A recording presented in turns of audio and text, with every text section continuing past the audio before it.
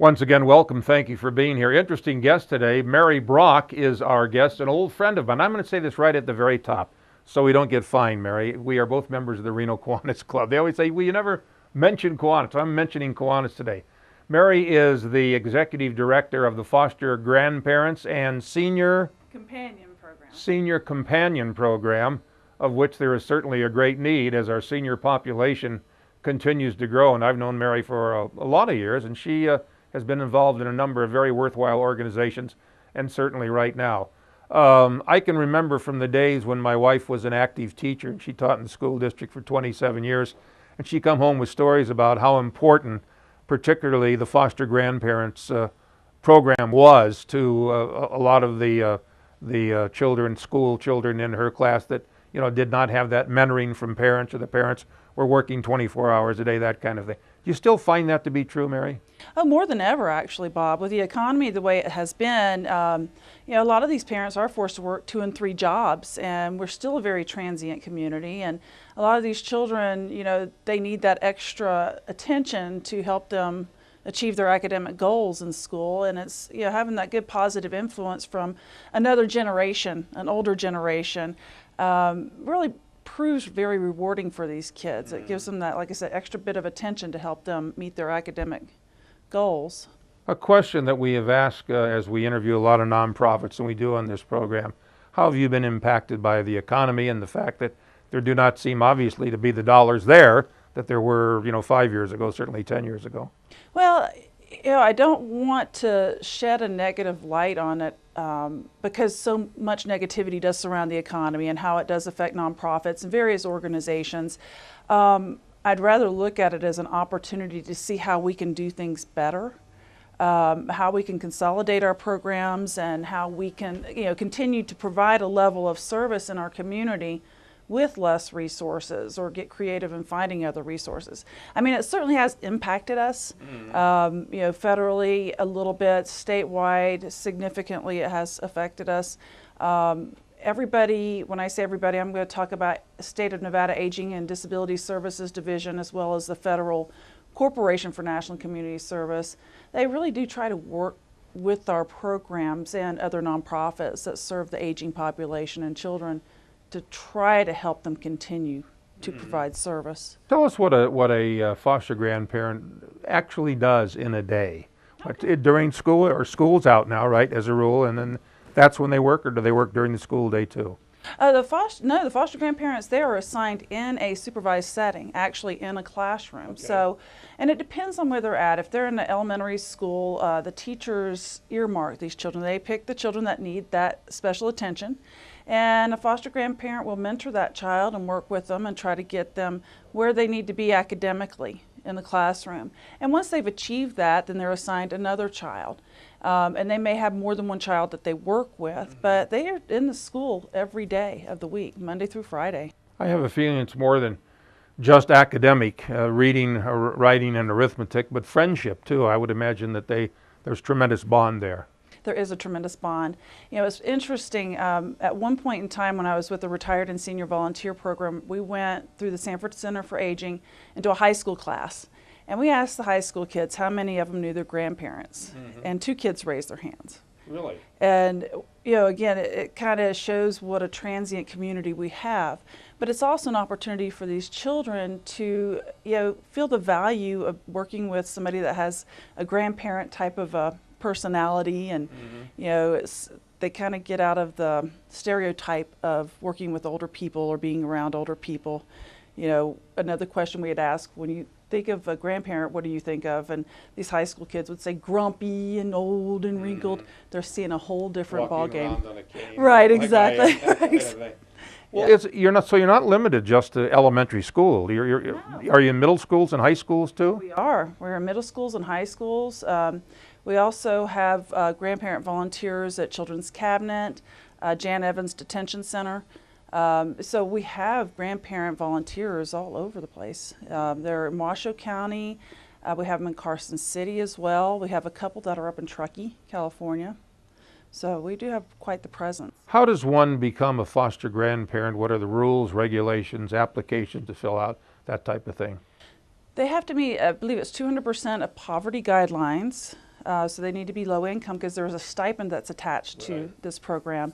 55 years or older, and they have to really be interested in working and helping children. Is there a need now to fill the foster grandparents, or do you have enough? There's always a need. There's always a need. And you say that stipend is for gasoline they may use, or do they ever get socially involved? Do they ever take the grandchild to the movies or out to dinner? No, not with this program. Just because there are risks involved with that. We like to keep it in a supervised setting, and that's how it's mandated federally. And I do want to say, too, with the foster grandparent as well as the senior companion program, there is an intensive training that goes along with it, and individuals have to pass a federal and state background check, as well as go through a sex offender check every year. So we do have a very, very thorough background, but they do stay in the supervised setting as well. Let's switch gears for a minute, Mary, and let's talk about the senior program that you're involved with, Senior Companion. Right. And and as we all know, because we've heard this for years, doing interviews like this, way back to the days of the Sanford Senior Center, that people that can stay in their homes, in their own environment, seem to be much better. They heal quicker from illnesses and that kind of thing. And I would imagine that the senior volunteer companionship program really plays large into that. Yeah, we are certainly a piece of that puzzle. I mean, a lot of these agencies, again, have to work together to help people stay in their homes and stay healthy, remaining independent. The cost to support somebody in a nursing home right now is $72,000 to $74,000 a year. So there is a huge incentive for the state and again federally to keep people independent and as healthy for as long as possible in their own homes. So what our volunteers do is provide a socialization component. They visit them, they interact with them, they help them access other resources, they might help them pay bills. If it works out, they may take them grocery shopping or to doctor's appointments. So we just try to help them with some basic support. And again, these volunteers are 55 years and older. And I have to say with the Senior Companion Program, we do have a very dedicated group of volunteers because it can be very difficult. You forge some serious friendships. Well, I'm also guessing that as people reach that age, 55 or 60 or 65, they're thinking, and they're healthy, they're thinking to themselves, I do want to help because this could be me in 5 years, right? Exactly. And I'm going to need a senior companion kind of thing. It takes a special kind of person to do that. Again, do you need, is it opening now for volunteers? We don't need volunteers right now for that program. We're holding pretty steady in there, but if people are interested, they can certainly contact us. How are those programs, both programs, funded? The Foster Grandparent Program is funded through the Corporation for National Community Service federally, and then we also receive private grants from like the E.L. Cord Foundation, Pennington Foundation. There's a number of local groups that support us. And then the Senior Companion Program is also funded by the Corporation for National Community Service, as well as State of Nevada Aging and Disability Services Division. So you do get a little state help, huh? We do. But mainly it's probably national funding from groups that you just mentioned. Well, with the Foster Grandparent Program, they get most of the funding from the federal side, and with the Senior Companion Program, we get most of the funding from the state side.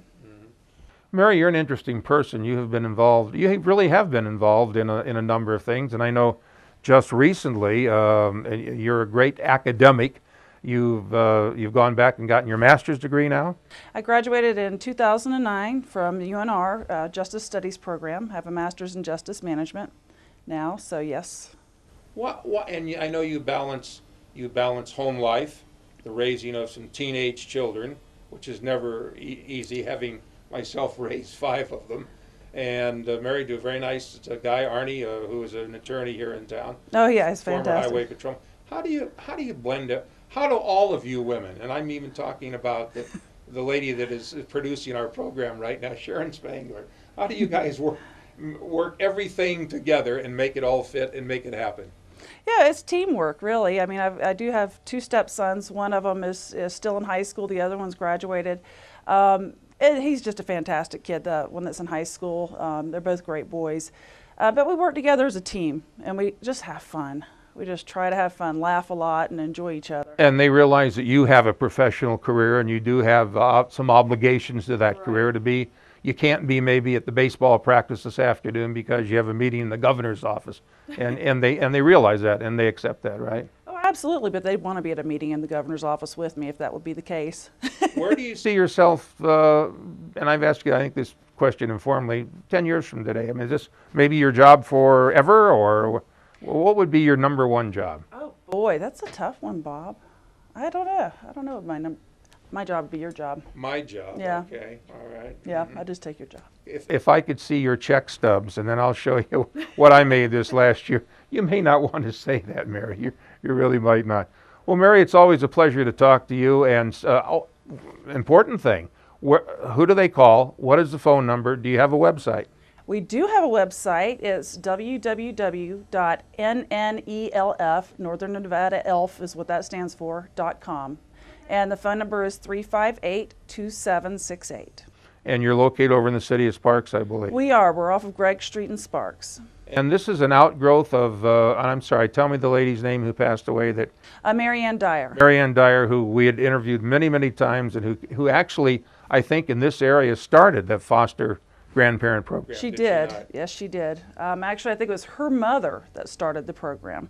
And I think it's been here in Northern Nevada since 1976. And there was a lady many, many, many years ago who I know was like a chess champion that taught chess to all the foster grandparent kids. And she still does. You're kidding me. Well, she teaches chess over at the Boys and Girls Club. Yeah, there's a chess club there. So she's still very involved in that. Well, we hope that 35 years down the road you can come back and tell us your success stories with the Foster Grandparents program and also with the Senior Companion program. Mary, thank you very much for being our guest. Thank you, today. Bob. We appreciate it, and thank you for watching. We hope to see you next time. I'm Bob Carroll.